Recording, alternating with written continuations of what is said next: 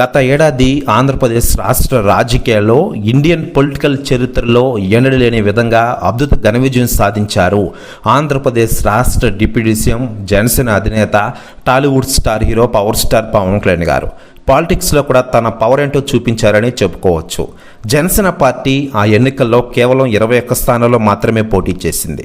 అయినా కూడా 21 స్థానాల్లో కైవసం చేసుకుని దేశంలోనే నెంబర్ 1 పార్టీగా కొనసాగింది అనడంలో అతిశయోక్తి లేదు.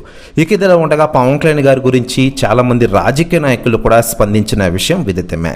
ఇక లేటెస్ట్గా అందుతున్న సమాచారం ప్రకారం పవన్ కళ్యాణ్ గారి గురించి కేంద్ర మంత్రి అమిత్ షా గారు సంచలన వ్యాఖ్యలు చేశారట.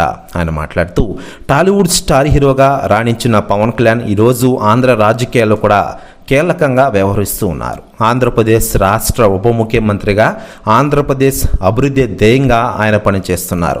నిజంగానే గ్రేట్. ఇండియన్ చరిత్రలో ఒక్క పొలిటికల్ లీడర్కి లేదు నీ అంత క్రేజ్, గొప్పవాడివయ్యా పవన్ కళ్యాణ్ అంటూ సంచలన వ్యాఖ్యలు చేశారట అమిత్ షా గారు. ప్రస్తుతం వ్యాఖ్యలు వైరల్ అవుతున్నాయి టోటల్ తెలుగు ఇండస్ట్రీలో మరియు ఆంధ్రప్రదేశ్ రాష్ట్ర రాజకీయాల్లో. మరోవైపు పవన్ కళ్యాణ్ గారి సినిమాల విషయానికి వస్తే ఇటీవలే పాండ్య సినిమా హరిహర వీరములతో మనం ముందుకు వచ్చారు.